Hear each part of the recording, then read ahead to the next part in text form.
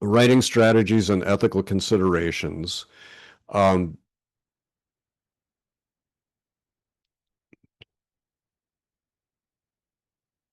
that one of the things that stood out when I was looking at this is here is a constructivist, qualitative constructivist, and interpretivist format. So if you you didn't like the one models that I showed you, this is another viable model that will work provided your advisor likes it. And it is certainly more granular than what I did. Granular meaning that they include the role of the researcher in Chapter 1 or in the proposal, the data collection procedure, briefly, which would be part of Chapter 1.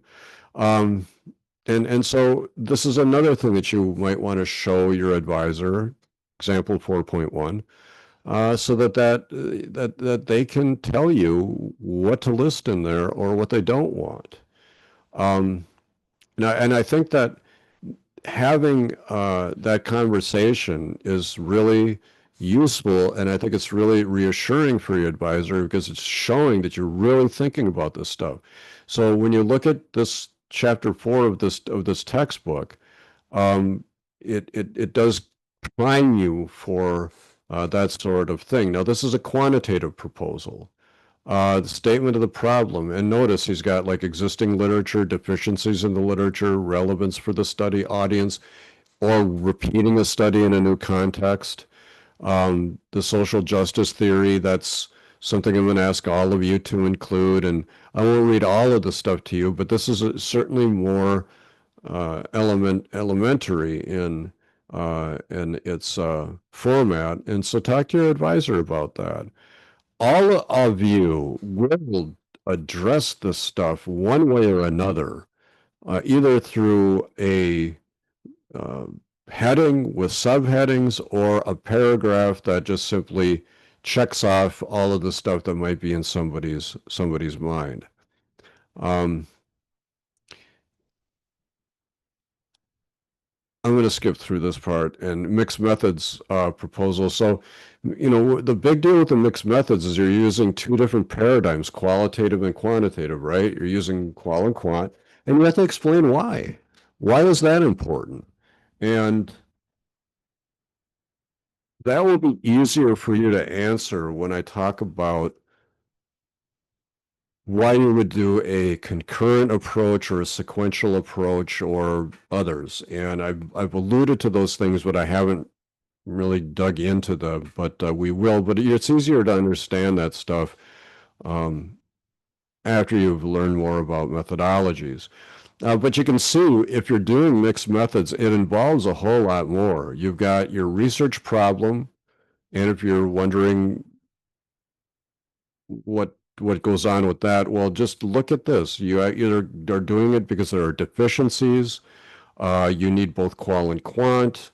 What we get from what we get from combining both of them, um, purpose of the study aim, philosophical assumptions, and here they have a suggestion, or Creswell does, of a diagram of the design. I think that's essential, and I'm going to give you diagrams of mixed methods, and I would highly recommend that you use something because it's really more accessible for readers to be able to look at a diagram and look at a model, and then you explain the model. And here they validity challenges in the design. That's important because the strengths of both approaches also bring with them the weaknesses of both approaches. But notice they've separated quant and qual, and then I'll just leave it at that. Um, Designing the sections of a proposal. Well, I'm going to go by that because he does a pretty good job of that in the next part of what we're going to look at. But he talks about the process of research, working through drafts, So I don't know how many of we've all taken writing 101. I don't know how many of you like to sit down and do brainstorming. Maybe some of you teach writing. Maybe you just want to sit down and read an article and brainstorm on it, or maybe you want to go on that great discovery of finding a study that's going to unlock everything that you're going to do, which is what happened to me with my dissertation. But you can read through this about, I don't think I need to tell you this stuff. Having a habit of writing, you know this, you teach this stuff, all of you. I think it's good for you to see this clear and concise writing, and that's why I'm asking you to find a model thesis that your advisor worked on, because that's the kind of prose that they want. And for the most part, it's not going to be creative writing. For the most part, it is going to be formulaic writing. So try to keep that in mind and write formulaically and to the point and see if you can, if you can ask yourself, can I write this sentence with 8 words instead of 15? And then you got to look at the 8 words.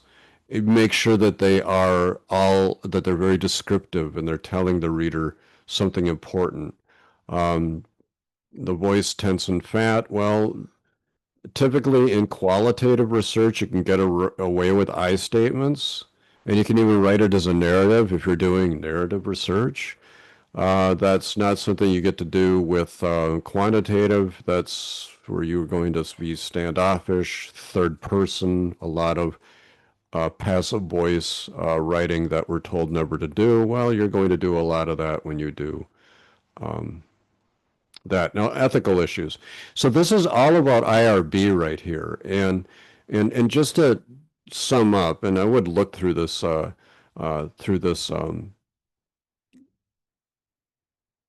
document so that you're familiar with it.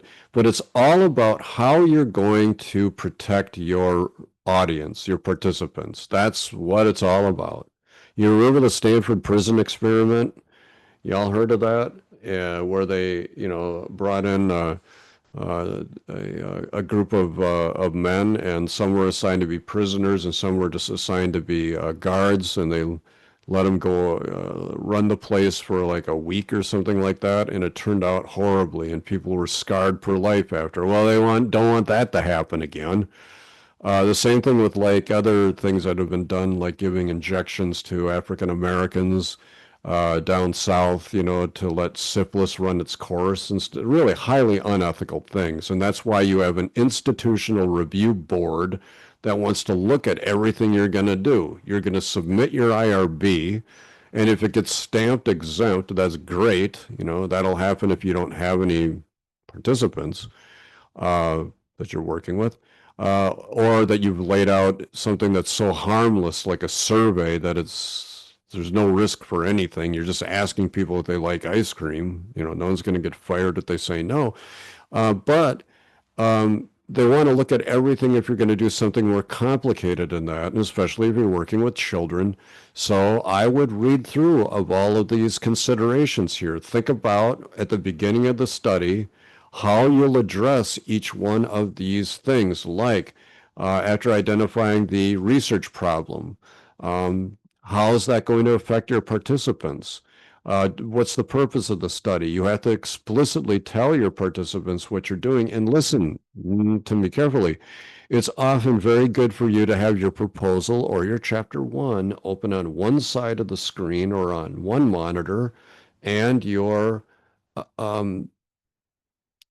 IRB document open on the other, because you have to make sure that when you describe the process in your proposal, that it matches the process that's described to IRB, that matches on all of your documents from the parental consent to the student assent if they're under 18, to the survey items, to the test items, to the letter to the principal, the letter to the district, that it all says the same thing. That you don't say you're doing a survey and then all of a sudden in the letter to the district you're doing a survey and a focus group. Well, now you got a problem. and you know, and you're going to have to do the proposal again. And so just make sure that you're consistent all the way through, and in your disclosures that you're consistent all the way through. Think about how you're collecting data and anything that could, in fact, put somebody at risk. If you're collecting the data and it's on you know, racism in the school, and there's only one Tanema speaker in the entire district, and you name all the languages and you have quotes from the Tanema speaker, you put that student at risk now because everybody's going to know who it was. So think about that, and as long as you go carefully through the IRB documents, you'll be fine. And the same thing with it, analyzing the data. How do you protect anonymity? Storing the data. How do you store the data without getting it, um, without it leaking? You can read through these things here with examining the code of ethics and everything else, but I don't know if anybody will, but you know, stick mainly to CSUS's stuff, Saxate's stuff, obviously, but there's more stuff that you can read through in here, and I don't want to spend any more time on that. Um, where I prefer to spend our time now is here on the uh, so essentially we have in this book we have visited uh, the following. We have visited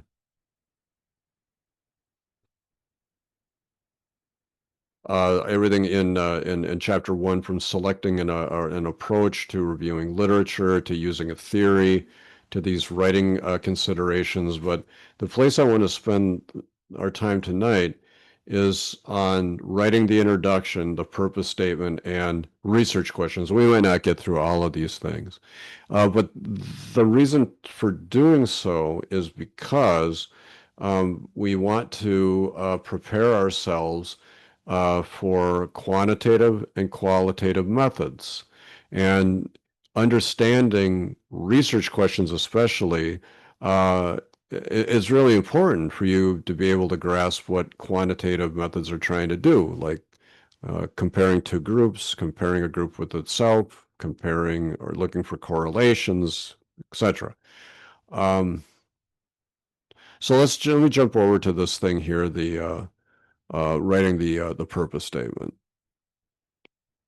So the important thing for you to think about in writing your proposal or your chapter one is that first opening paragraph. And that's what this is. This is all about the first opening paragraph or paragraphs that you're going to write. And for me, there's nothing better than following a model, something somebody has already done that's been approved. But for others, it might be very useful for you to take a step back and look at it the way that our friend Creswell is doing. And we look at this paragraph, for example. The introduction establishes the issue or concern leading to the research by conveying information about the problem. It's always about your research problem. That's what you want to think about. How is this serving me in talking about my problem?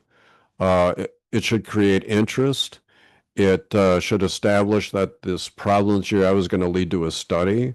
You want to place it in the context of scholarly literature, etc. So um, the whole thing that I can tell you about a research problem that is probably the most important thing. Let me skip by the abstract here because you're not writing an abstract yet.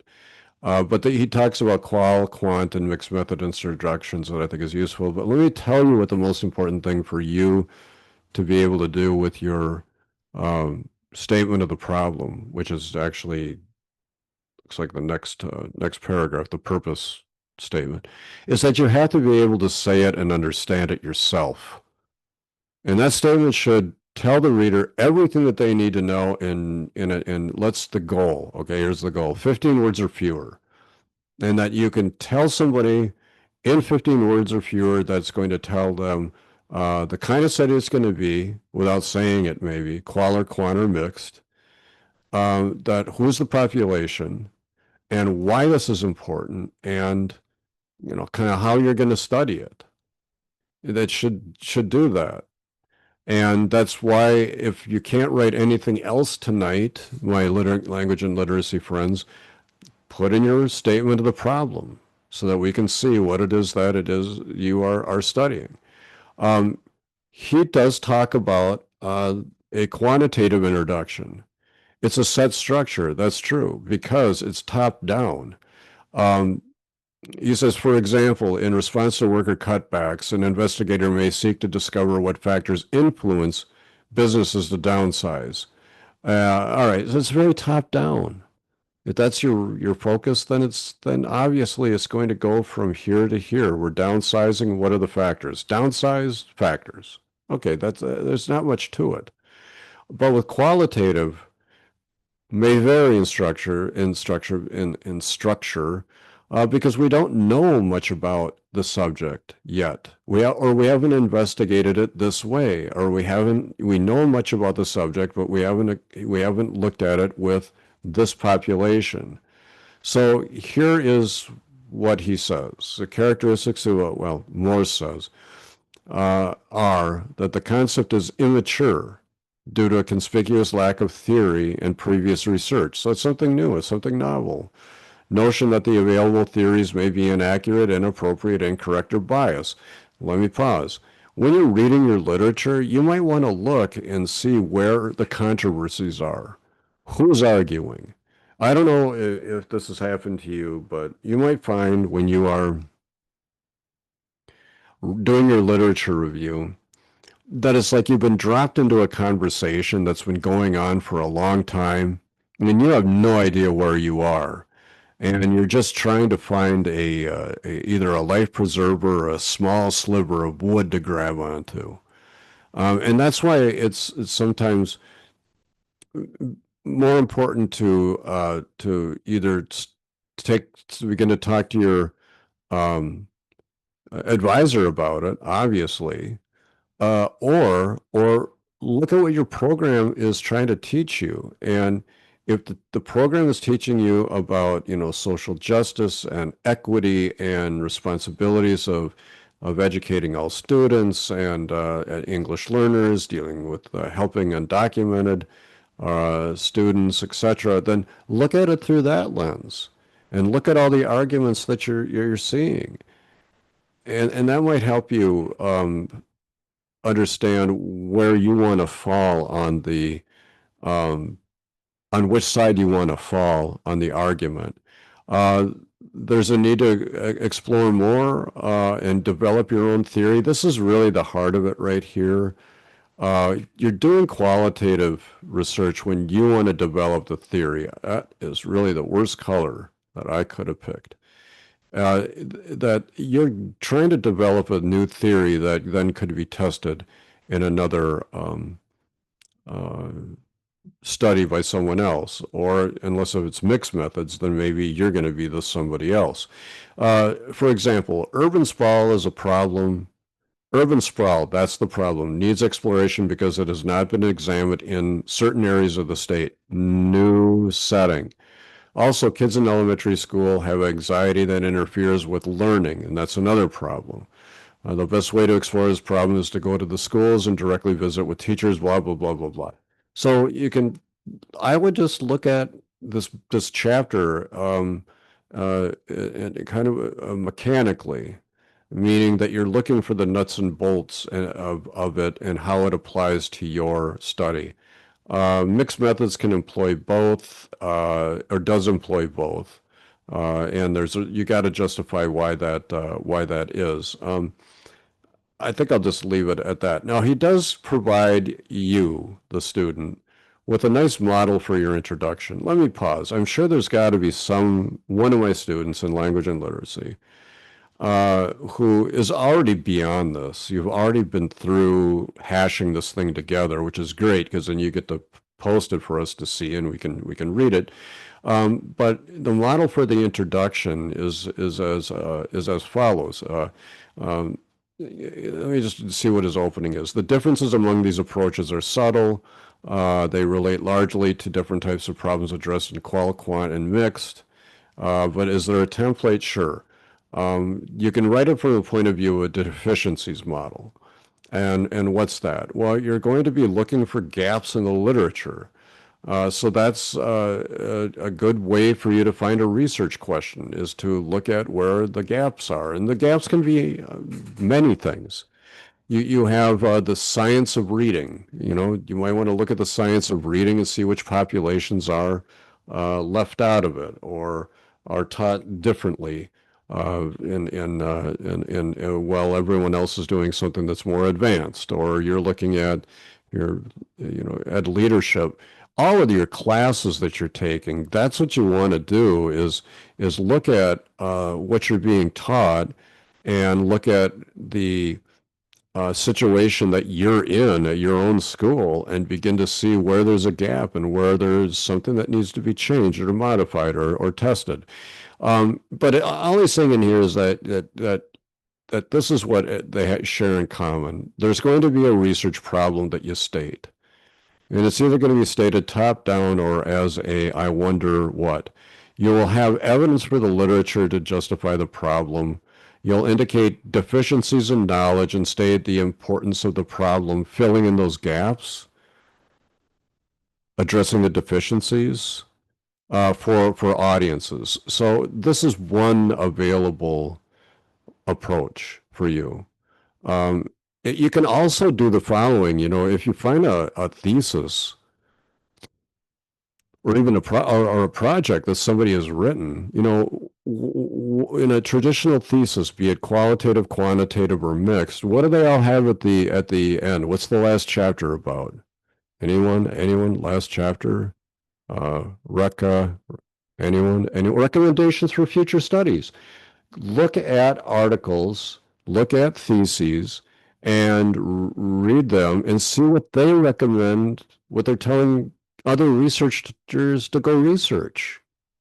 And then what you do is you do that. You don't get to copy and plagiarize their literature review, but you can look through all of the stuff that they read and look at whatever's been updated and then go do it. So here's a introduction of a research problem. So this is a topic that is about exploring conceptions and misconceptions of teen smoking in high school, a multiple case analysis. So this is looks like qualitative as far as I'm concerned, and it is a qualitative case study. So it's going to be standing back, and it's going to be discussed in a more scholarly, almost scientific way. So if we look at what he's doing here, here is their opening. And here's the function of each one of these paragraphs. So almost in the same way that I tried to provide something for all of you for critiquing articles, he's providing the same thing using a deficit model for how to do this. So you take a broad view. What's the title? Exploring the misconceptions and misconceptions of teen smoking in high schools and multiple case study analysis. I wasn't kidding you. 1, 2, 3, 4, 5, 6, 7, 8, 9, 10, 11, 12, 13, 14, 15. I told you 15 words. I wasn't kidding. Wasn't a lucky guess. And what do you know from this? You know what's method, case study, it's qualitative. What else do you know? The population, teen smoking in high schools, and what's the focus here? Conceptions and misconceptions. About what? Teen smoking in high school. So in one concise statement, you get it. Now look at what they do. How do they follow along. How do we get to this teen smoking in high schools, misconceptions and conceptions? How do we get here? First, broadly, tobacco use is a leading cause of cancer in American society. And they got a citation. Oftentimes it's good to go back and look at the citations and who they're citing, because sometimes people lie. They really do. So just be aware of that. Although smoking among adults, see how we're narrowing, has declined in recent years, has actually increased for adolescents. Aha!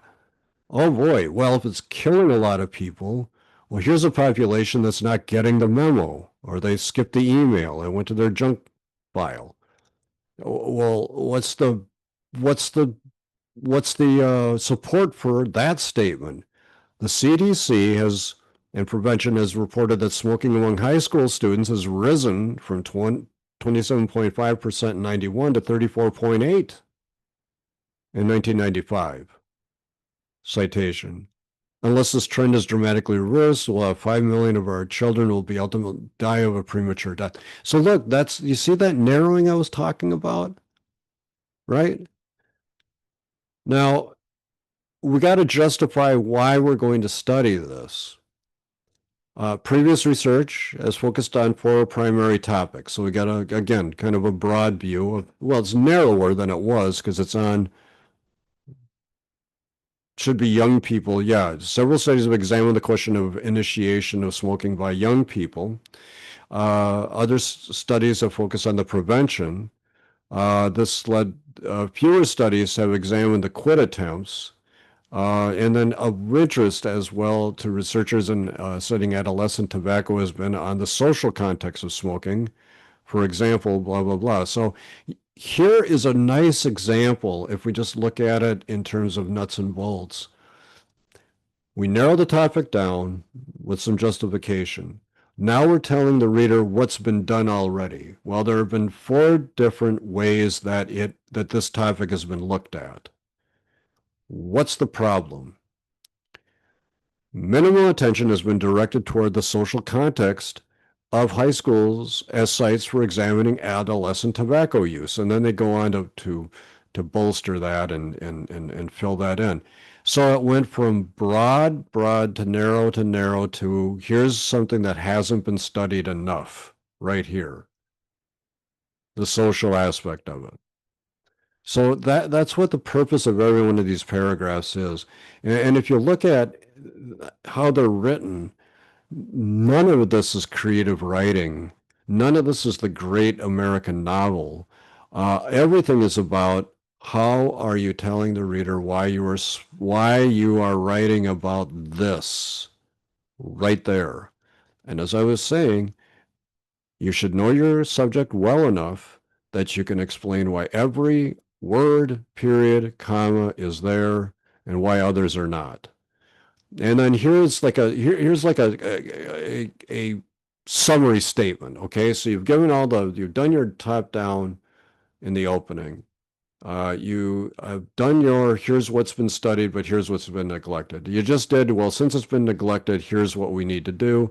Look at this wrap up. By examining these multiple school contexts using qualitative approaches and involving students as co-researchers, we can better understand the conceptions and misconceptions adolescents hold about high school tobacco use.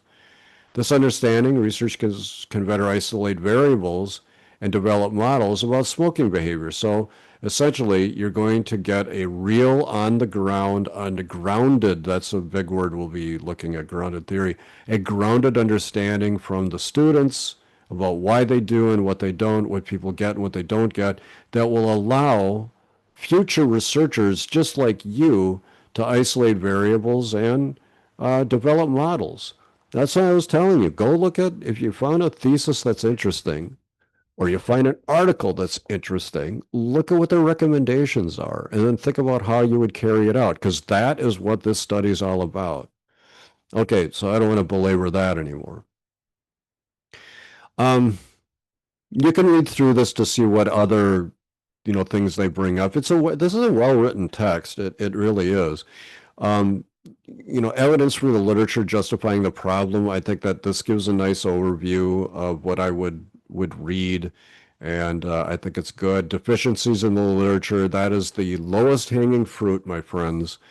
Um, and you can even look at your topic, whatever your topic is, and type in deficiencies in the literature, and you'll find a bunch of stuff. You can Sac State Scholars will get you there. OneSearch will get you there. Eric will get you there. Um, so I'll just skip past all of the stuff.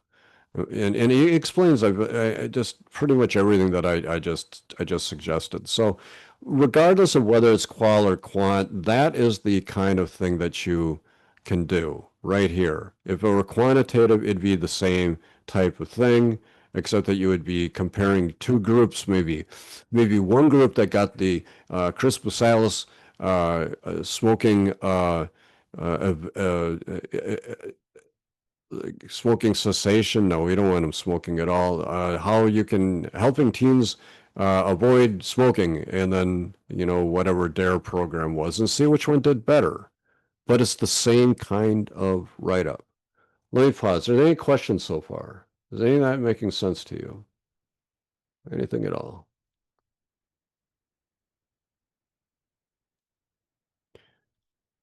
I hope it's not wasting your time. That's really the most important to me. I hope it's not something that you were thinking, "Oh God, I could have figured that out." Um, If it is, just send me an email, or I should put up an anonymous note thing that you can drop in. All right, we're going to take a break soon, but not right now. Um, Statement of the purpose statement. So this is really where I think we should focus our attention tonight. If you can't do anything else, language and literacy and EDLP, think about when you're reading your articles, go to their purpose statement. The purpose statement should tell people how you're going to study this thing. And problem, people are refusing to get the COVID vaccination for COVID. Okay, there's your problem statement. Purpose of the study is to identify the factors. So notice how that's done. Here's broadly, here's what the problem is. Now we're narrowing things down. Or we're not talking about arresting people or sending them away or what have you, or put them on an island away from everybody else. We're saying we want to understand the factors. And then the research questions. Are participants refusing vaccinations because they suspect long-term health consequences? This is quantitative. You have perhaps, perhaps somebody did a qualitative study on people who were refusing to get vaccinated. And one of the things they said was that they were afraid of long-term health consequences. Other people thought it was because you were going to get a microchip implanted in them from Bill Gates, but let's not include them. We're focusing instead right here on participants refusing because they suspect long-term health consequences, and you mail a questionnaire to collect the data. You see this? So your problem statement includes all of these things in it so that we know why you're posing this research question. Your introduction would have laid the groundwork for this, just as I said in chapter 5, but now we're in chapter 6. And by this part of your thesis, you are now going to state problem, the purpose, the question, and how. It'll all be in there somewhere. So here's what a qualitative purpose statement looks like. Um, let's see here. Just give me a moment.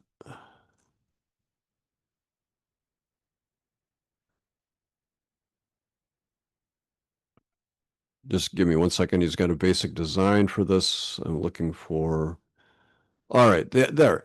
Here is for a qualitative study. This is the boilerplate template purpose statement that you can follow, everyone. As I told you, this isn't creative writing, this at all. It is formulaic, and this is what I mean. The purpose of the study the purpose of this qualitative study or qualitative approach, the purpose of this ethnography, are we all with me right here? The purpose of the study of this ethnography uh, will be, in your case, to understand or to generate or to discover whatever phenomenon it is that you're looking at among the participants at this site, etc. So this right here, this is remember close activities, everybody? Here's a close activity for you to complete, my language and literacy folks, and everybody else, my teachers. There's a close activity. Fill it in. Look at this right here. This is a purpose statement for qualitative phenomenology. The phenomenological inquiry, as part of uncovering meaning, articulated essences of meaning in mothers' lived experiences with their uh, when their wished for babies died. Oh, this is grim. Using the lens of feminist perspective, the focus was on mothers' memories and their living through the experience. This perspective facilitated, well, let's keep the context in our case, will facilitate breaking through the silence surrounding mothers' experiences.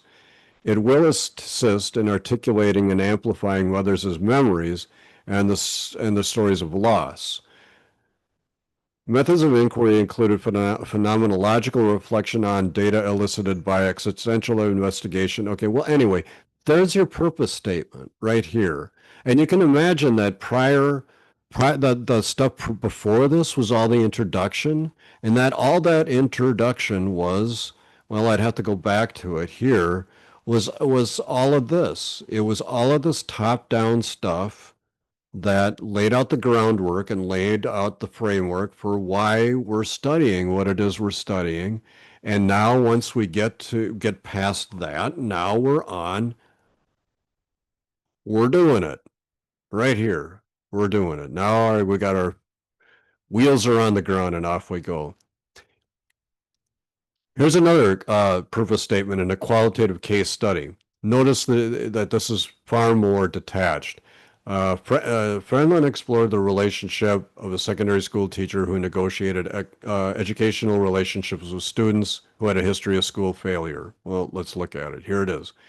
The purpose of this article is to trace and exemplify relational and professional practices that can help teachers and other school staff to assist students to overcome obstacles and be more successful. Boom. You can imagine what preceded it. And here's how we finally arrived at what it is that you are doing.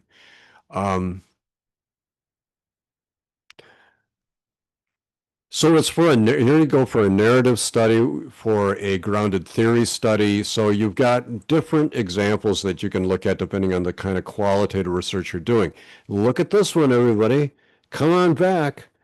Here's your quantitative close activity. The purpose of this survey or experiment, I wish that thing wouldn't do what it's doing, will be to test the theory that explains, predicts that the independent variable, whatever that happens to be, that the Crispus-Atlas fluency method relates to, is superior to other methods, other traditional methods. So you got your uh, never mind. The study aims to recruit participants at the independent variable will be defined as.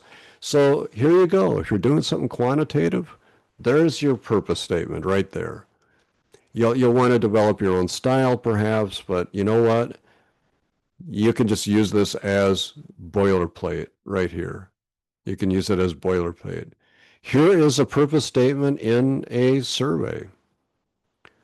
A survey by Schreier examined the mental health of refugees and asylum seekers, the Refugee Health Services settlement in Australia. The study focused on, well, think of it in our context. This survey will examine the mental health of refugee and asylum seekers in the Refugee Health Services settlement in Australia. We know who, we know what. The study focuses on the mental health problems of psychiatric disorders and post-traumatic stress disorders of people in the settlement. So you can imagine, here are your major variables that you're looking at in this study. It's quantitative, remember. Psychiatric disorders, 1. Post-traumatic stress disorders, 2. So you're going to have survey questions that connect to psychiatric disorders and another that connect to post-traumatic stress. The study aims to do the following: report estimates of mental disorders, and I would imagine also post-traumatic stress, establish mass risk ratios by comparing clientele, etc. Okay, well, I don't want to read that anymore. But this paragraph right here gives you an example of how you can write a purpose statement for a survey. It doesn't follow this exactly. In fact, it doesn't really even follow it at all. in terms of the words, but in terms of the framework, it does. So please try to remember this. It's all formulaic writing, okay? It's all formulaic writing. You just got to find the formula. So when I say you need to know why every single um, word is in your thesis and what it's doing, that's why I'm saying that, is because it's formulaic. Look at this. Here's an experimental study. I don't think anybody's doing an experimental study, but let's look at it anyway. Consumers must be able to find and interpret this information and use it to make good decisions. Without this ability, consumers will make mistakes, lead to disappointment, frustration, and ultimately the lack of trust in online shopping. The evidence from behavioral economics suggests that the way information is presented can either facilitate or hamper decisions that are in the consumer's own best interest. Look, here's the statement clearly. The study is based, I'm changing the tense, will be based on this assumption and will seek to test how small changes to a website's design might affect purchase behavior with particular attention to the interaction with socio-demographic characteristics of the participant. So, what are you studying? Consumer choices based on changes to a website design using a formula. And here we have a moderating variable. Moderating variable I'll talk about another time, not tonight, but just to introduce it, your demographic information, income, ethnicity, race, sex, gender, all of those things could impact how you interpret the website and what it's doing. Mixed methods. Gosh, I just want to go right here. Look at the close activity that you can participate in. This mixed methods does a study will address what's the overall intent. Now, this is when you do mixed methods, you got to state what kind of mixed methods you're doing. A convergent mixed methods design will be used. What does that tell me? It tells me that you're doing the qual and the quant at the same time. And you're doing them at the same time because at the end, you're going to see what, like a Venn diagram, what overlaps from your qual and your quant. Whatever's in that overlap, that's the truth, apparently. It is a type of design in which qualitative and quantitative data are collected to provide multiple perspectives on a problem or question. In this study, whatever the quantitative is, surveys will be used to test the theory of, will be used to collect participant interpretations or likes and dislikes about something. And then it goes through the qualitative. You can look at this, friends. I don't want to read it to you. I want you to read it in chapter 6. What I do want us to see, they even got another script in here. They've even got another script in here. Let's look at an example. Here's a convergent mixed methods purpose statement. So Klassen and colleagues developed a health promotion model for older driver safety. Conducting a larger secondary analysis of a national database, they examined the risk and protective factors influencing driver injuries, quantitative. So they went through historical data and revealed risk factors and protective factors. They also conducted a qualitative metasynthesis of 6 studies to determine the narrative results about needs, factors influencing safety, and safety priorities of older drivers. Let me pause. So in this qualitative phase, they looked at, they did meta-analyses of existing research. They found 6 articles and they went through them, and meta-analysis is a whole thing that I'm not going to talk about tonight, but it's like a content analysis. And you can do a content analysis, everybody. And it says the study provided an explicit socio-ecological view explaining the interrelation of possible causative factors, an integrated summary of these factors, and an empirical guidelines for developing public health interventions to promote older driver safety using a mixed methods approach. We were able to compare and integrate main findings from a national crash data set That's the quantitative portion with the perspectives of stakeholders. That's the qualitative portion. All right, I don't want to read to you anymore.